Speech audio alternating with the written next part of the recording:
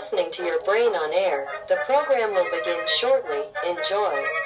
Kuuntelet aivojasi lähetyksessä. Ohjelma alkaa pian. Nauti.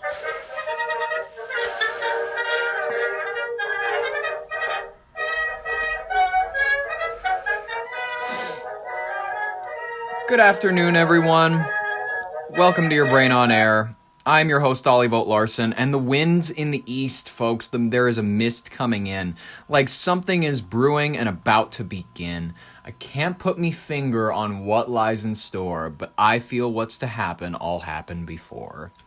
In case you don't know why I'm being so cryptic, or why I'm being so quick, quite frankly, it's because I got this pen. It's not the usual, what's it called? It's not a bong hit, but it's just a pen, and, it's it was quick and orderly, and I'm feeling good, quite frankly. I'm very organized in my thoughts. I'm very succinct. I got a script ready for a Monday. It's like, you know what I mean? You show up in a fully nice pressed suit. It's, like, nice and clean. You show up ready to go, and that's exactly how the environment is today in the office, because, folks, there's way too much to talk about because I need to cover what you've been seeing on your Instagram stories, what you've been seeing on the news.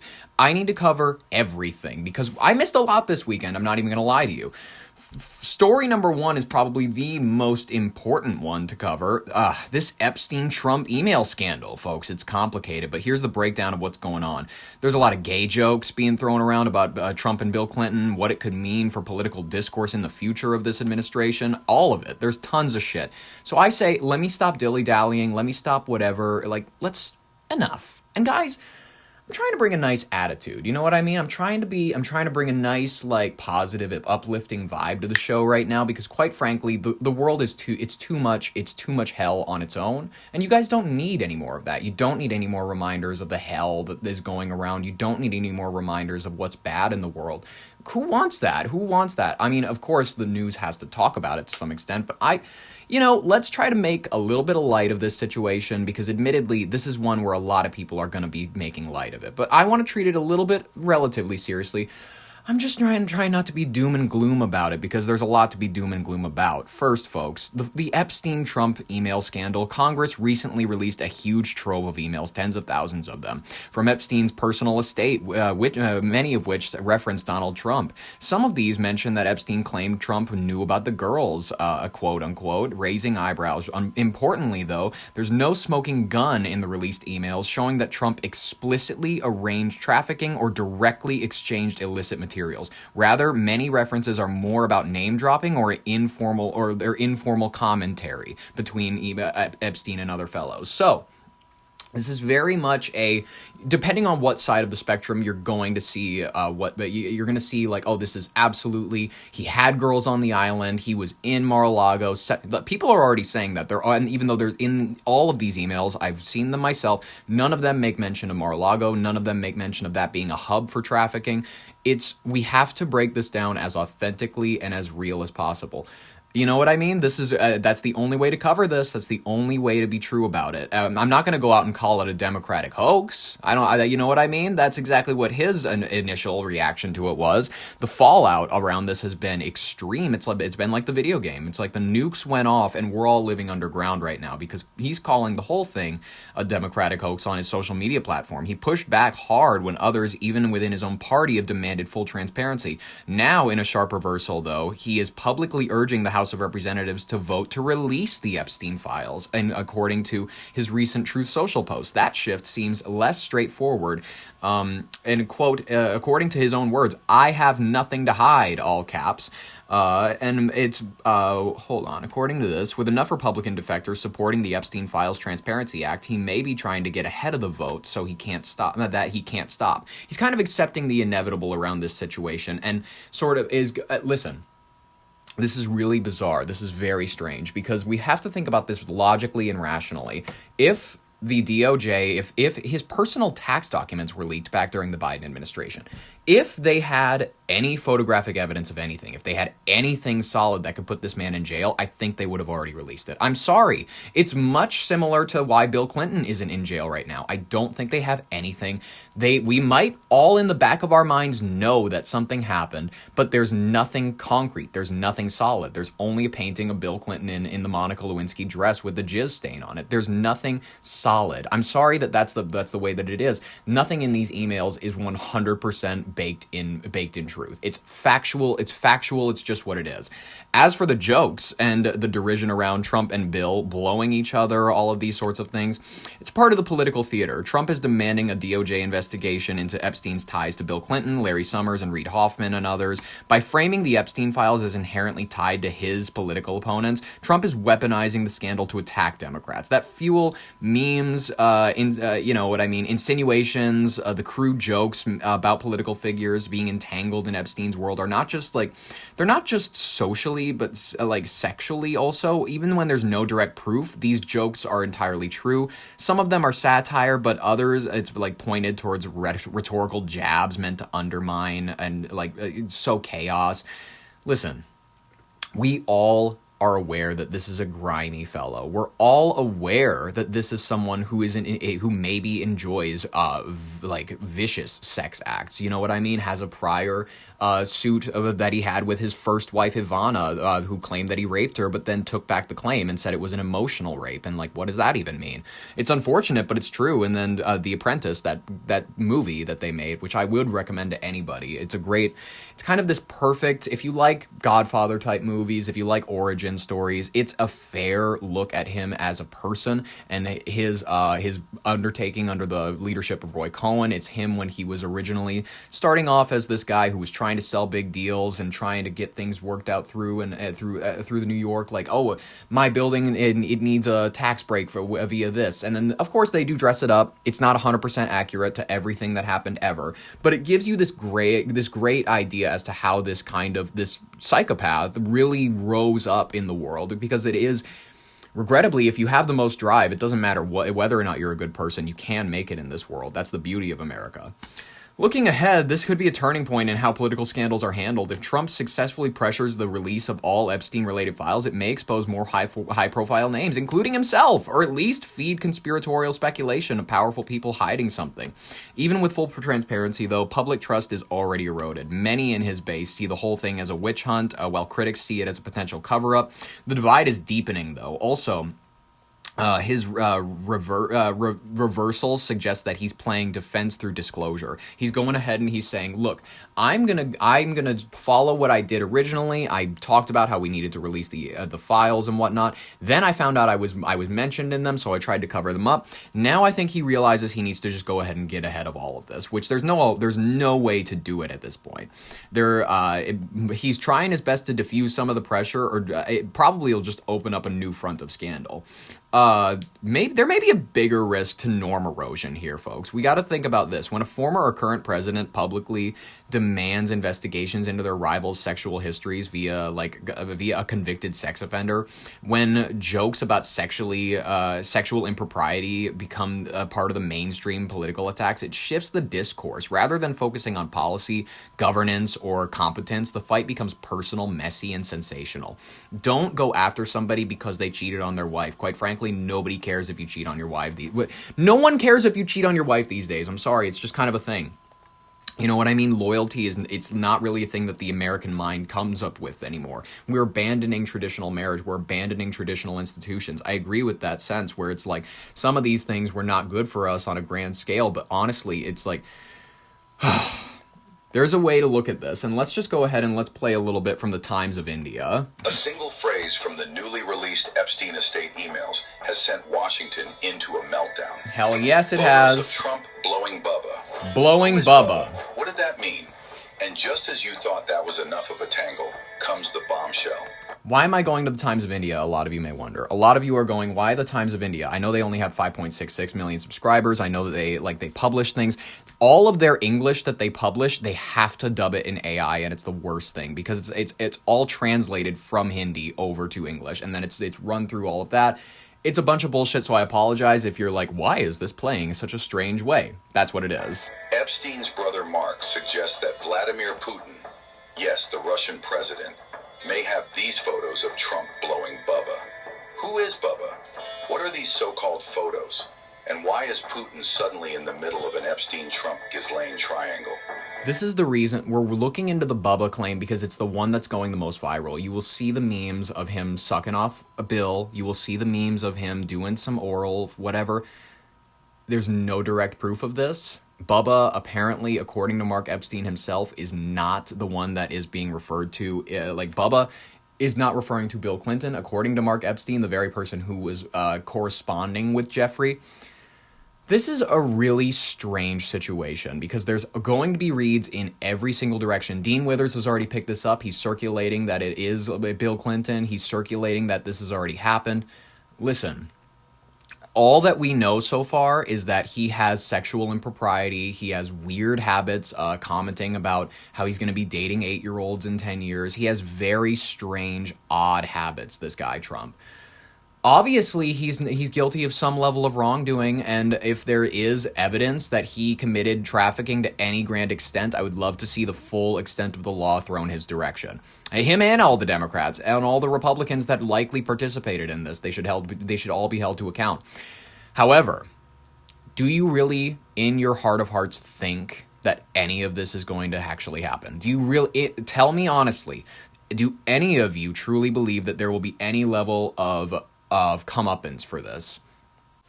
Let's be really honest. If they had anything that could have thrown him in jail, they would have done it already. If they had anything that could have put anybody away, there is someone that would have leaked it. There is somebody that would have put it out there. The Congress committee is giving us little bits of juiciness to latch onto. Have you noticed that there's nothing that can put anybody away? There's nothing that can put anybody in jail. There's nothing that can launch a raid on anybody's house. There's nothing of substance in there. Regrettably. Am I saying that Epstein had nothing to hide? Of course I'm not. Of course, I'm not saying that Epstein had nothing to hide, but am I saying that the government has any of his files that would truly prove wrongdoing on any extent of the imagination? Like, oh, yep, this person, this is where they wrote a check for this child, this is where they wrote... No! It's all, like, covered up. It's all, like, in little dealings in back rooms. Half of this stuff wasn't even on paper. The majority of these things that were held over people's heads are gone. They're in a vault somewhere. You will never see them. This is all going to fall apart, and it's never going to... Listen, it sucks. A lot of people are saying, the walls are closing in on Trump. He's losing his mind. He will be in office the next 4 years. There will be nothing that comes of this. This whole situation with Epstein, we really want there to be a smoking gun. We need there to be so badly something that proves it inadvertently. One picture, there it is, hidden away in some file over in the DOJ or the FBI. It's a picture of Trump screwing a 12-year-old. But there's nothing. There is nothing there. Regrettably, I don't think that in their possession. Do you really think that if Jeffrey Epstein had any of this, it would be just sitting in his beach home in Palm Springs? Think in your mind for a second real quick. Any of his homes in London, any of his homes in France, do you really think that he's dumb enough to leave that, oh, let's put this under a floorboard? No.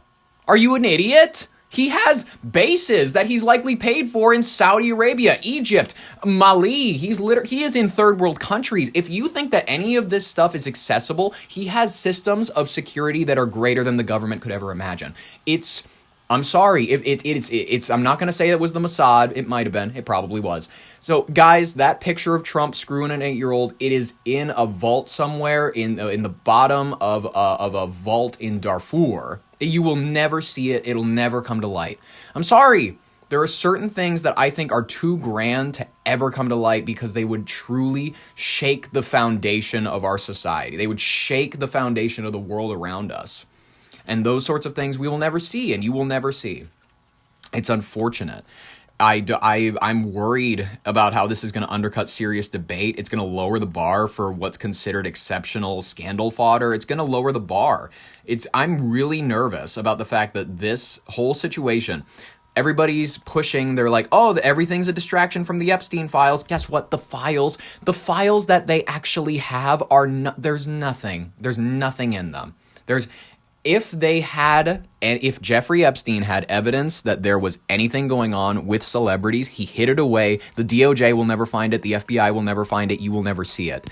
It's too hidden away. That's how this shit works. It's called secret societies for a reason, people. Have you ever seen Eyes Wide Shut? The ending is not, it doesn't end well. If you try to uncover these things, it doesn't end well for you. You will end up in a ritualistic ceremony. There will be people in masks around you. If you really try to press the government to come up with all of this sort of stuff, they're going to give you what they have, which is very little. They raided his Palm Beach mansion. They raided the Arizona mansion. All they have are his emails. And you really think he's going to incriminate himself in the emails? Do you really think that he's going to incriminate anybody in those emails? It's not going to be anything they can prosecute.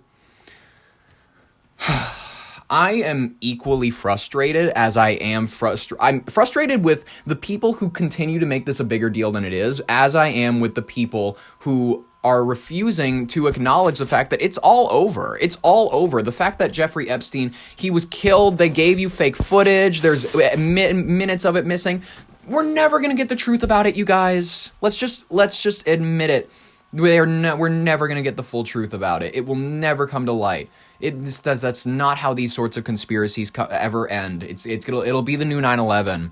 It'll be the new 9/11 where it's like a weird thing that in our society where no one can touch. It's kind of a third rail. Oh yeah, the Epstein shit that happened a long time ago, and whatever. Those sorts of things I think are too grand for there ever to be anything solid that comes out. So listen, here's my overall take. Is there evidence that Trump is a dirty old man who likes sexual things? Obviously, if you were retarded, I can understand being at all shocked or appalled by what's in these emails.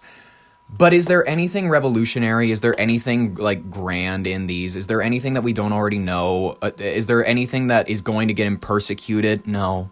There's nothing that's going to get him persecuted. It's nothing. There's absolutely nothing that's going to get anybody thrown in jail. Because if they had that, they would have done it already. I'm sorry that that's the case. That's how it works. That's how it happens. That's how it's an intelligence agency. He was an intelligence agency operative that was designed to get sexual blackmail on powerful people. You really think that they have any interest in telling you that sort of an operation exists? It's because they have 12 of them operating right now. Do you guys realize that there's 8 Jeffrey Epsteins out there right now, knowing powerful people, going to parties with people? There's 16 different islands as we speak right now. There's 15 hotels that are opening specifically designed for child sex trafficking. It's terrifying. That's the world we live in now. That is the world we live in. And these operations, they're government-sponsored operations. They are sponsored by the CIA. They are sponsored by the Mossad. They're sponsored by the grand intelligence agencies that MI6. They are literally... we have evidence of this. Eli Cohen, he was an Israeli operative who became the best friend of one of the Assad families, and he was known for throwing sexual blackmail parties where he would have people have sex with underage folks. There is historical precedent for this. And then guess what they did? They went ahead and they killed him. They killed him and they buried everything around him to the point where you never even heard this person's name. That is exactly what is going to happen in this. We will all know. We will all be forced to carry the knowledge that our president may have done something notorious, absolutely vile and disgusting. But we're never going to be able to do anything about it. I hate it. It's disgusting. It's evil. But guess what? Until you guys get into the vault that the Mossad has with all of the files, I don't see it ending. I don't see it going well for us.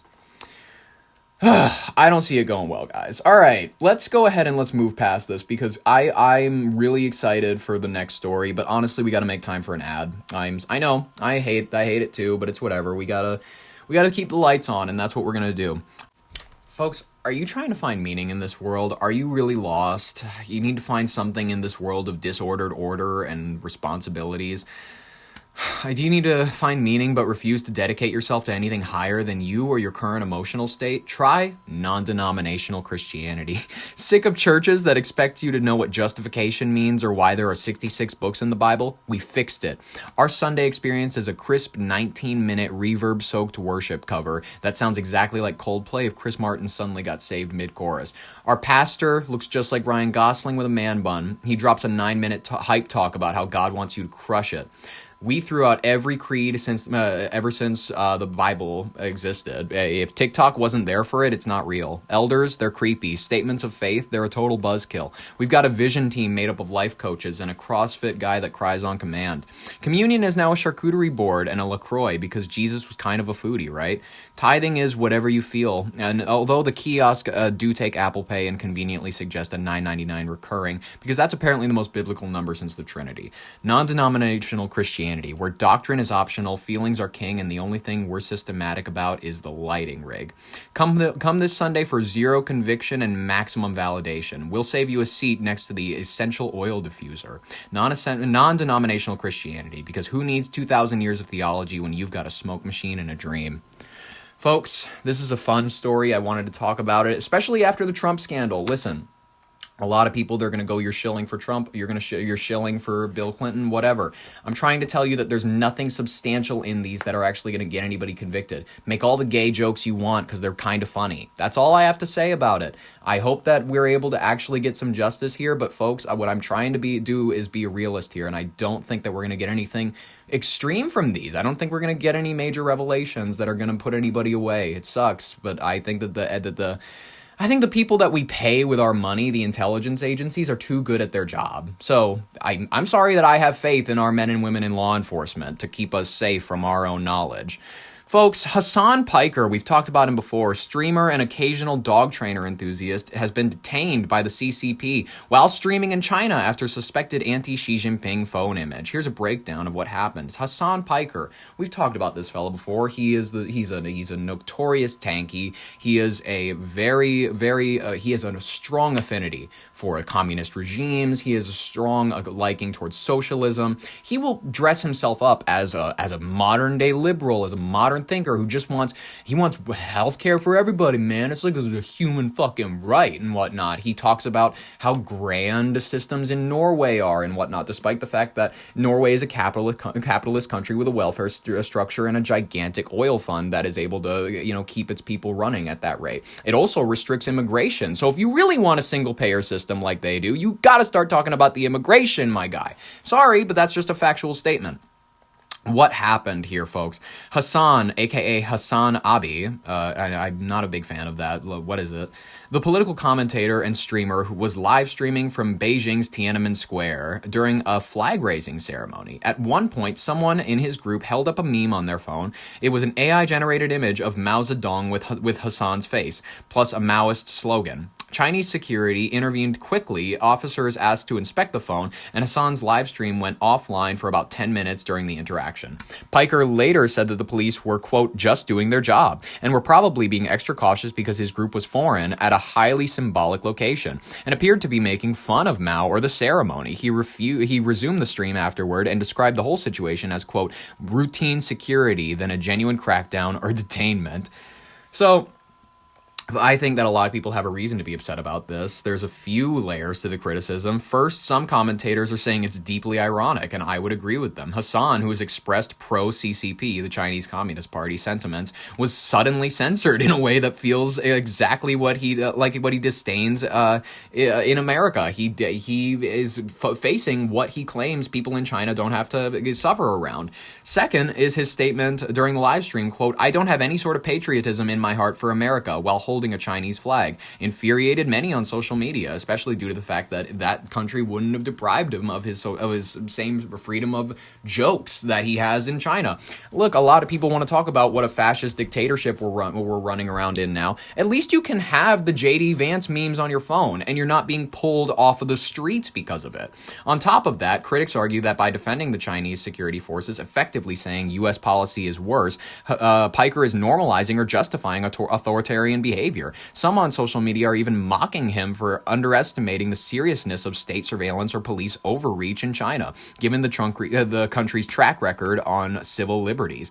This is massive, folks. Let's go ahead and let's take a look at a clip from this. He's China maxing. He's got this gay little it's like a yellow coat on with the little, it's like, I don't know what they have in that country. It is a specific type of button design where it's like a long button. I don't know how to describe it. I don't have any sort of patriotism in my heart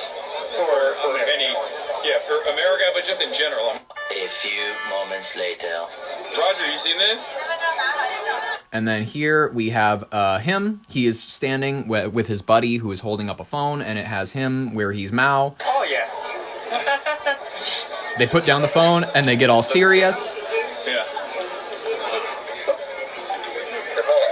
And then they get pulled. Not to let 얘가다요. 누세요, 너. the film. Oh, okay. Oh my god. So, that's pretty fun. And then they were like, all right, now we gotta take a look at your shit. We gotta look at all this. This episode is more than just a Twitch streamer having a weird travel moment. It touches on freedom of expression, nationalism, and the ideological alignment. For someone like Piker, who has amassed influence among younger, progressive audiences, a live moment like this raises small questions, but also real ones that they got to start thinking about. Is he simply criticizing U.S. institutions, or is he engaging? Is he criticizing U.S. institutions, or is he engaging in a kind of soft politicking that aligns too closely with authoritarianism? His defense of Chinese police, especially in a place so symbolic as Tiananmen Square, is alarming to some because it suggests a kind of epistemic or moral relativism. Yes, China restricts things, but the U.S. cops are worse, so I criticize. It also underlines how influencers and content creators can become geopolitical actors, whether intentionally or not.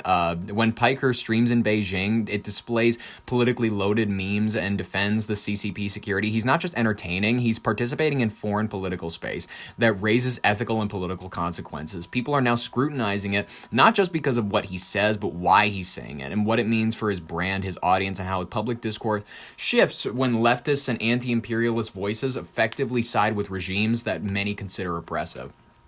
If you don't find this to be a dramatic win in the anti-socialism, anti-communist part, I mean, listen, I want to get my feelings very blatant about this. In the sense where I am a capitalist, I am a capitalist. I believe in the sense where we should absolutely have free markets. I don't believe in the people rising up and taking the means of production. That socialism is always a step to communism, and communism has never worked in any place we've ever tried it. It's regrettable. I'm in favor of certain states of welfare. I'm in favor of, example, the fire department. We all pay for that, and then you know, there you go. I'm not in favor of single-payer healthcare systems because that has been proven before in places as small as Vermont to not work. So I have a very distinct view. I'm pro-capitalist. I'm absolutely in favor of certain socialized systems that we have instituted in America. Social security, unemployment benefits, all those sorts of things. And we have to have a social security net. Anybody would agree with that. However, what I'm not in favor of is exactly single-payer healthcare systems, the things that they have in Canada, where it takes you 6 months to see a doctor. I'm not in favor of those sorts of institutions. I'm in favor of public and private options. That's if you had to put my views out there. I'm absolutely in favor with the idea of certain practices, certain medical things. If you break your arm, you shouldn't have to fucking go in debt. I agree with that. They should be able to redress it. They should be able to do all that shit. Healthcare is ridiculously expensive. But guess what? Hospitals set the prices that they charge insurance companies, not insurance people. So let's just go ahead and let's kill not insurance people. Let's kill hospital executives if we're going to kill anybody. That's what everybody my age wants to do. Gen Z is out there being like, well, who's charging the prices? Who's out there doing this stuff? And it's like, well, you want to kill insurance people? Well, they're not. They didn't pick the price that they have to pay. They didn't pick the fact that you need to pay $400 for an IV bag. It's the hospital that decided that you were out of network. So if you want to be angry at anybody, be mad at the hospitals for overcharging you. That's just a fact. It's a factual statement. That's a lot of people, they'll go like, oh, it's this. These are the actual villains in the situation. Most of the time, there's no actual villains. Most of the time, people are just people. Anyways, this is a really nice wake-up call, I'm hoping, for Hasan. This is a person I've never been a fan of. I think that he's way too deep in his philosophies around, like, I don't know, animal cruelty, to bring up one, domestic surveillance states, things like that. He's not in favor of oppressive government regimes as long as they agree with him. He's perfectly fine, which is, I'm in favor of no regimes. I'm in favor of no communist parties. I'm in favor of none of that. That's not what I'm not in favor of that. No, thank you. I'm really sick of people nowadays being so light and so kind to socialism because, I don't know, you have to live with roommates into your 30s. I'm sorry that you have a different life than other people, but socialism is not the solution. It never will be, and that's an unfortunate thing that a lot of people got to wake up to in my generation. It's okay. It's okay. It takes a lot of people a moment to get there.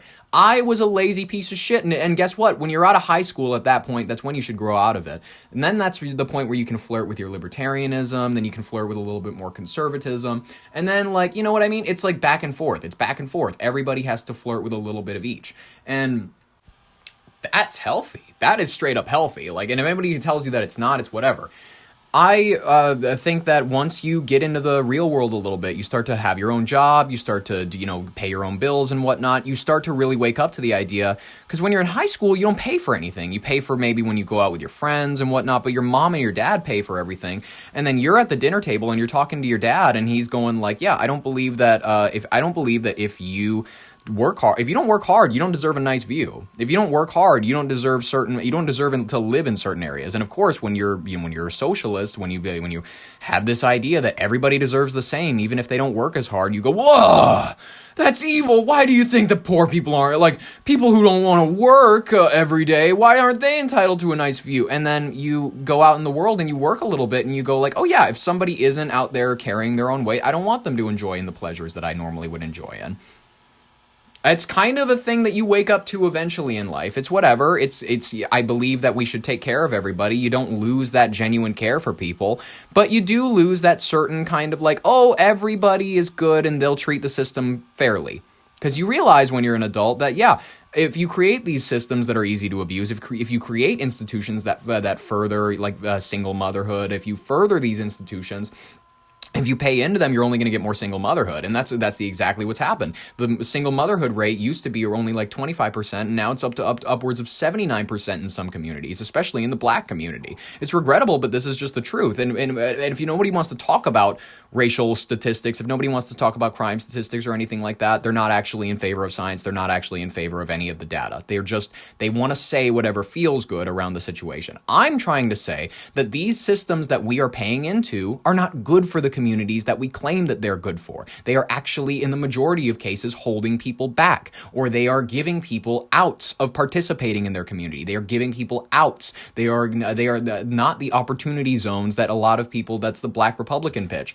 They are not what a lot of people pitch them as. Okay. Hasan, best of luck to you. I hope that you'll enjoy. I hope that you'll be a little more grateful for American freedom of speech when you come on back. That's I'm not going to be broadcasting in China anytime soon. That's just me.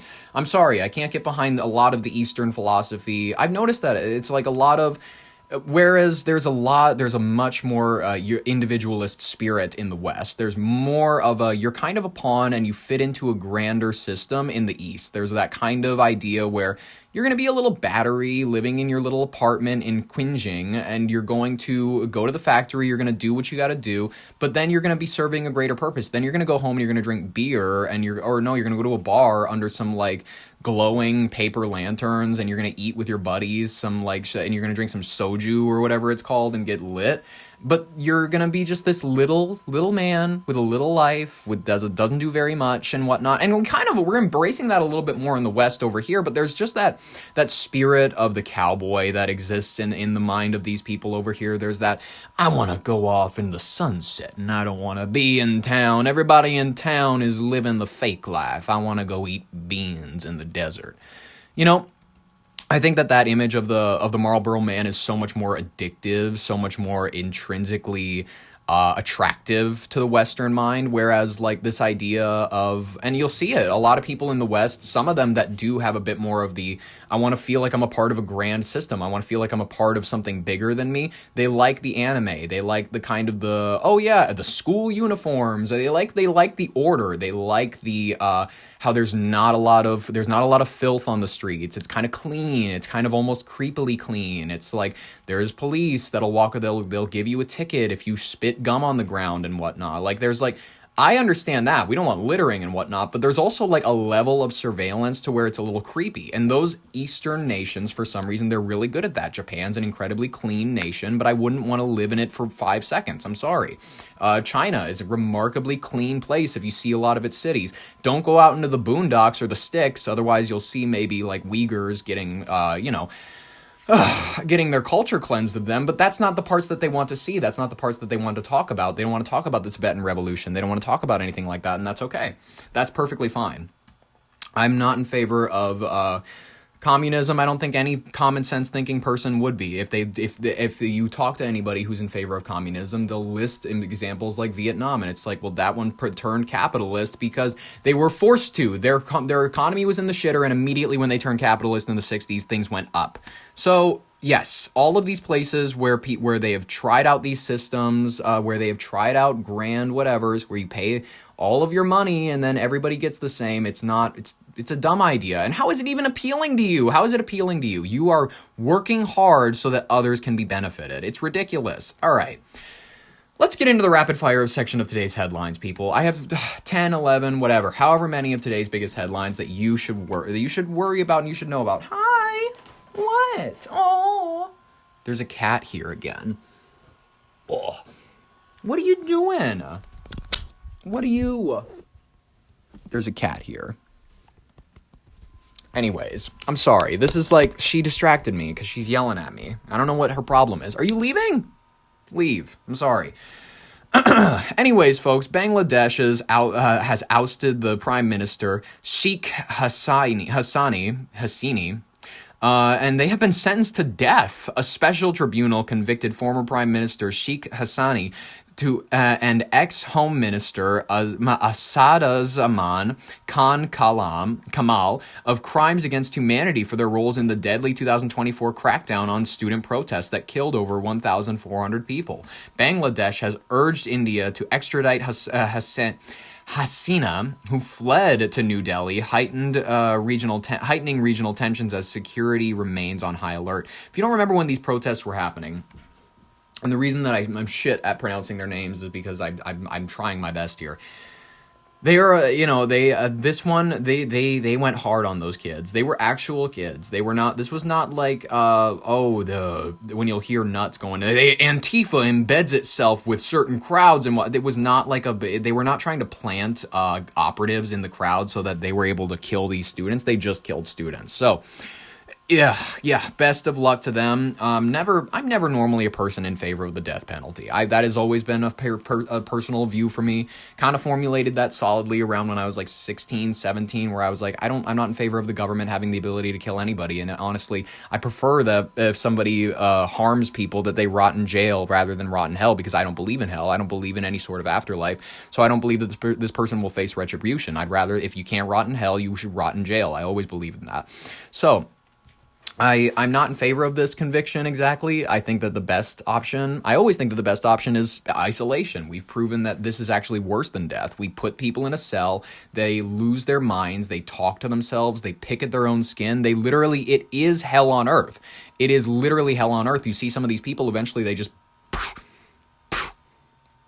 and then you go check on them in their cell, and it's them clunking their forehead right against the fucking the cell, and there's like a blood patch, and that's exactly what happens to these people in isolation, and that's exactly what I think we should do to true monsters. I'm sorry. That is just a personal view of mine, but it's whatever. It's, it's what we do in Guantanamo Bay. So guess what? We're already doing it, and nobody wants to talk about it, but that's okay. That's all right. That's okay. It's all right.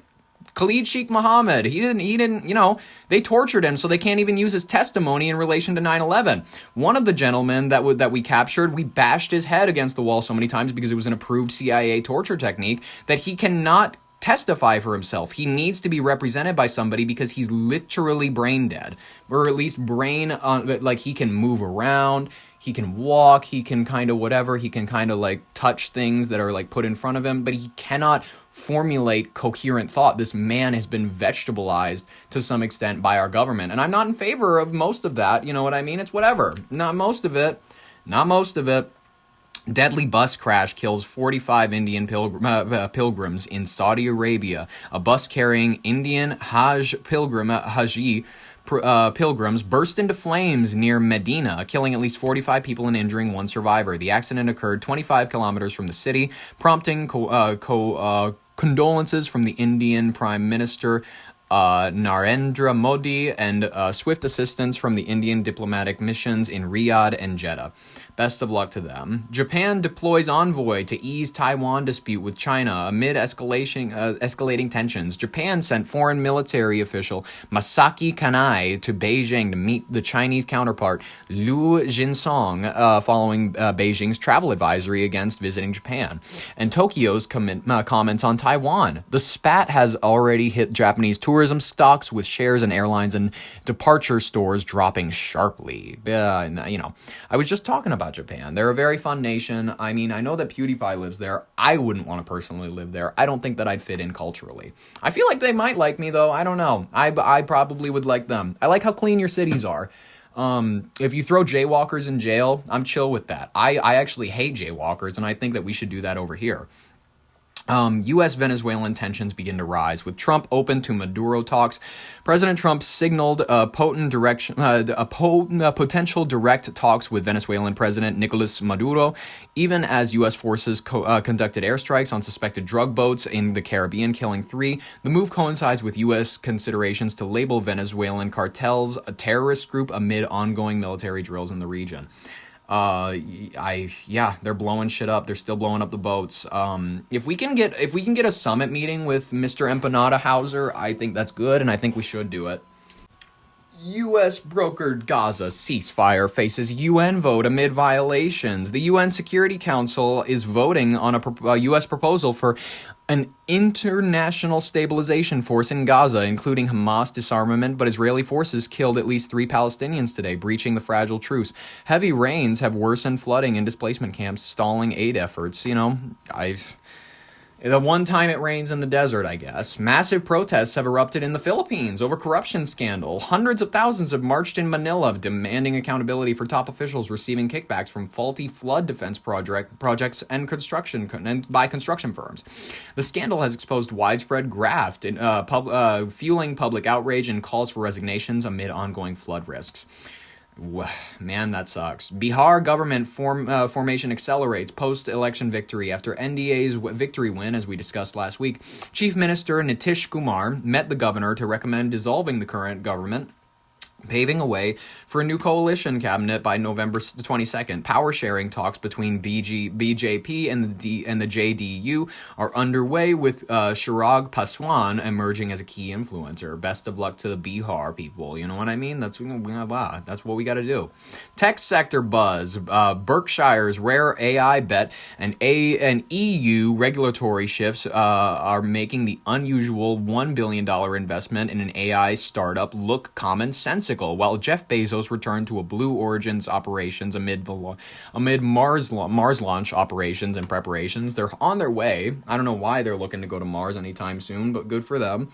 In Europe, new EU rules on AI governance and data privacy are set to reshape platform accountability, boosting fintech and biotech funding. Why not? And this will be our last one for your consideration, folks. Severe geometric storm threatens U.S. infrastructure. A powerful solar storm is forecast to disrupt power grids, satellites, and communications across the northern U.S., potentially making auroras visible for as far as South Alabama. The event, rated a G4 by the NOAA, echoes a 1989 Quebec blackout and underscores vulnerabilities in modern tech-dependent systems. So if there's a solar storm that's pretty enough, just know that you might not be able to listen to the show after that. And I don't know. That's just kind of how that's how solar winds work and all that sort of stuff. It's sciencey bullshit. I'm not a sciencey person. I'm a political person. That's all I can say. Folks, welcome to the For Your Consideration for today. I'm going to try to make it relatively short because I know that you're all busy. Mondays are always busy, and I'm not going to try to take up too much of your time. But folks, there's a bigotry forming across this country, one that many people love to indulge in, but few justify their opinions with knowledge. It's religousophobia, or the chronic New Age instinct to decry everything before you ridiculous without actually knowing why it's ridiculous. It's a bigotry we've seen time and time again. The newly atheist teenager who angstily tries to make a show of not saying the prayers at Christmas. It's the snide little shit who thinks they're gonna shake their grandma's faith in God because they watched one video by Richard Dawkins. Hey kids, your grandma is on her way out. She doesn't need you stressing her out by dismantling the only thing that's given her comfort her entire life. I've always been a person who questions religions authentically, while also acknowledging the grandstanding that it has in our world. I find it pointless to chase a world where no one talks to a man in the sky. Humans are apes, and we all need to remember that. We need an explanation as to why the rain comes when it's dry, why kids die of cancer, and why love is beautiful. And some lesser thinking folks will always be out there crediting it to God. And that's okay. Think about this for more than 5 seconds. In the absence of religion, in the absence of God in society, or the overall reliance on an overall reliance on tradition and what we know to be good simply by virtue, what it's instilled in us, what else? What is there for society to be based on besides that? The Gnostic paganism of Aleister Crowley? Would you prefer that?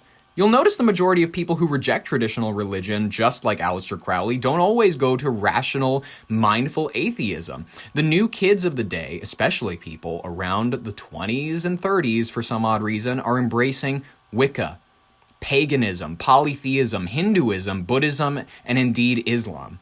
One day they're running from their parents' Catholic Church because they aren't going to be dumb, brainless worshippers of thin air. Then tomorrow, they'll practice manifestations and esoteric rituals. Hey, Chrissy, you're not a free-thinking rejectionalist of conservative dogma. You're a hokey nonconformist.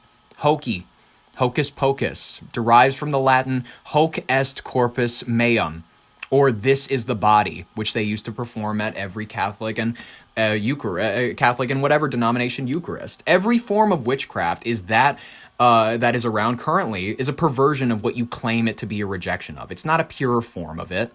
Atheists will reject the institution of religion, claim it's not needed for true free-thinking society, without acknowledging the massive good such institutions do.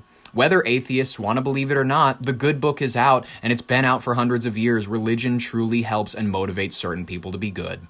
It can also encourage you, though, to fly buildings into planes. It can encourage you to do honor killings. It can encourage you to be a truly vile human being.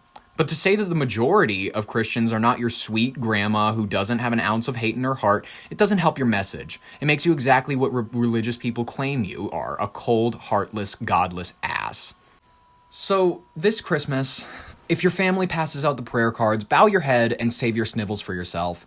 There's a table of people ready to be grateful for something, which is a lot more loving and mindful than the supposed free thinkers out there.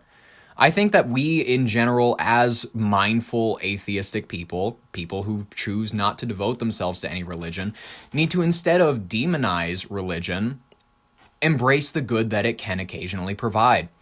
I'm unfortunately not like a lot of other atheists. Many of them will claim that, yes, we can get to this pure world where science is the true decider. All churches are gone and everybody attends science talk with Bill Nye every day. But that's never going to be a world we live in. I acknowledge the world that I was born into. I know that times and dates and esoteric belief systems and these grand systems all predate me, and me calling them ridiculous is not enough to make them go away. I'm smart enough to recognize the world I was living in when I was born, and I think that many people need to get real in regards to that. If you want to have any meaningful theological discussion with a lot of people, you have to acknowledge that you bringing up the occasional, well, if he is all loving and all good, how can he let floods happen? That's not going to convince anybody. Your little gotcha arguments, whatever, it's not gonna happen. They're not going to be convinced by science. Science isn't the reason they believe in it. I think that this idea that we have to fight something that is nonsensical with sense is in itself ridiculous. The idea that we even have to have a category for people who choose not to believe in gods is ridiculous. There's no category for people that don't choose to believe in unicorns. There is no category for people who don't choose to believe in fairy tales. There's no category for it. There's no derivation because we never needed it. That's what I feel as though we need to get to with atheism eventually. The idea that there is not it's not even a thing. Theism needs to be divided from your public life so greatly. And I will also say this, for times where your family, you don't have to go to church with them, but you don't have to tell them that they're stupid for going to church, because you're not convincing anybody. You're just being hateful. That's all that it is. You can claim that they're a little silly, but if you're out there doing spells, if you're out there doing incantations and stuff, you're just as silly as the people you claim to reject. That's all. That's all I have to say about that. And you know what? I think that's it. I think that we're going to call it, because that was a pretty good episode. That was a pretty good rant. And I feel like this was a good Monday. How do you guys feel? Let me know. You know what I mean? This was a fun episode. I enjoyed talking at you. I enjoyed having a point. I enjoyed all of it. This was great. I hope that you all have a wonderful rest of your day. I'm going to be back at it again tomorrow. We have another episode coming down the pipeline tomorrow, Wednesday, Thursday, Friday. You know how the thing goes. Subscribe if you want more, like if you liked it. That's pretty much all I got to say about that. I appreciate the fact that you were here to listen to me. I appreciate the fact that you wanted to hear this old fool rant. Thank you so much for being here. I hope that you have a wonderful rest of your day. I'll be back at it again with the news and more of my thoughts tomorrow. But in the meantime, this has been your Brain on Air with Ollie Vogt Larson. Thank you so much for listening, and bye-bye.